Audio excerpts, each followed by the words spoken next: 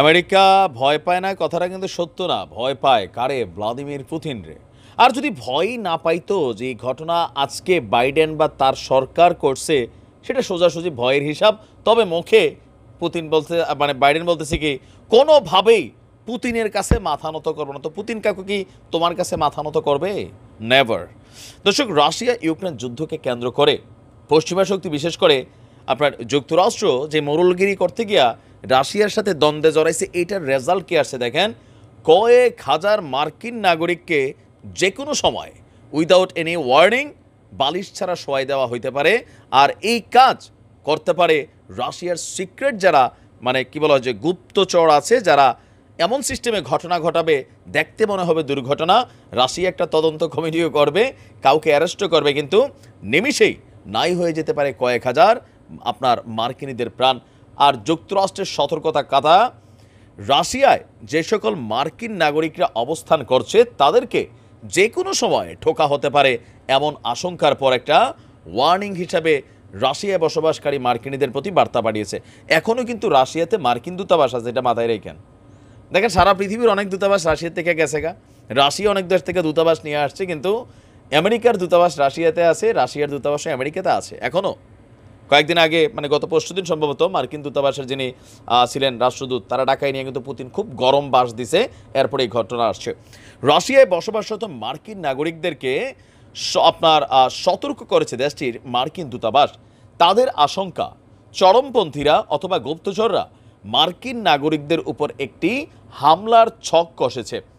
8ই March এক প্রতিবেদনে এই তথ্য জানিয়েছে ব্রিটিশ বার্তা সংস্থা রয়টার্স।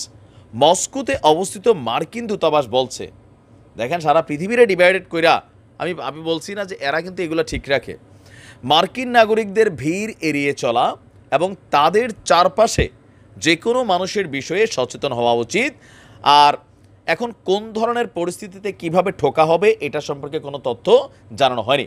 দূতাবাসের ওয়েবসাইটে আরও বলা হয়েছে, মস্কোতে কনসার্ট সহ বড় ধরনের জনসমাবেশকে লক্ষ্যবস্তু করে মার্কিন নাগরিকদের উপর গুপ্তচররা হামলার পরিকল্পনার বিষয়ে আপনার একটা ছক কষেছে। আর এই বিষয়ে প্রতিবেদনগুলো পর্যবেক্ষণ করছে মার্কিন দূতাবাস। মার্কিন নাগরিকদেরকে পরবর্তী 48 ঘন্টার মধ্যে বড় ধরনের জনসমাবেশ এড়িয়ে চলার পরামর্শ দেওয়া হয়েছে। দূতাবাসটি বারবার সব মার্কিন নাগরিকদের অবিলম্বে রাশিয়া ছেড়ে চলে যাওয়ারও আহ্বান জানিয়েছে। তার মানে সামথিং ফিশি। পুতিন কাকু কিছু তো একটা মনে করলেন যে ঠোকার জন্য রেডি হচ্ছে। দর্শক, আপনার এদিকে রাশিয়ায় নিযুক্ত মার্কিন রাষ্ট্রদূত লিন ট্রেসিকে তলব করে ধমক দিছে কে? পুতিন কাকু। আপনার মন্ত্রণালয় বলছে যে দেশটিতে অবাঞ্ছিত ঘোষণা করা 3টি এনজিওকে সমর্থন করার জন্য মার্কিন রাষ্ট্রদূতকে তলব করা হয়েছে। রাশিয়ার পররাষ্ট্র মন্ত্রণালয় বলছে, American council for international education, cultural perspective এবং ইনস্টিটিউট অফ ইন্টারন্যাশনাল এডুকেশনকে যে কোনো সহায়তা বন্ধ প্রদান করার জন্য আপনার রাষ্ট্রদূত ট্রেসিকে আহ্বান জানিয়েছে পুতিন কাকু। ওইদিকে বাইডেন আবার খেপছে। বাইডেনের বক্তব্য হচ্ছে, পুতিনের কাছে আমি মাথা নত করব না। কেন আসছিল এই মুহূর্ত আসছে? বলছে যে রাশিয়ার কাছে যুক্তরাষ্ট্র কখনোই ঝুঁকবে না। আপনার গতকালকে যে স্টেট ইউনিয়নের ভাষণ ছিল, সেই ভাষণে বাইডেন বলছে এই কথা যে চলমান যুদ্ধে রাশিয়ার সঙ্গে পিছিয়ে পড়েছে ইউক্রেন, রুশ বাহিনীকে মোকাবেলায় এখনও কাজ করে যাবে আমেরিকা। আর বলছেন যে এ অবস্থায় ইউক্রেনের পাশে থাকার প্রতিশ্রুতি দেওয়ার পাশাপাশি দেশটিকে অতিরিক্ত তহবিল দেওয়ার জন্য ঘোষণা দিয়েছে। আর সোজাসুজি বলছে যে কুচবিহ ঝুঁকেঙ্গা নেহি সালা। তো পুতিন কি ঝুঁকবো? পুতিনও ঝুঁকবে না। তার মানে আগামী 48 ঘন্টায় কোনো একটা কিছু তো ঘটতে যাচ্ছে রাশিয়াতে। আর এই আশঙ্কা থেকে যুক্তরাষ্ট্র তাদের নাগরিকদেরকে বলছে আমেরিকা ছেড়ে চলে যেতে।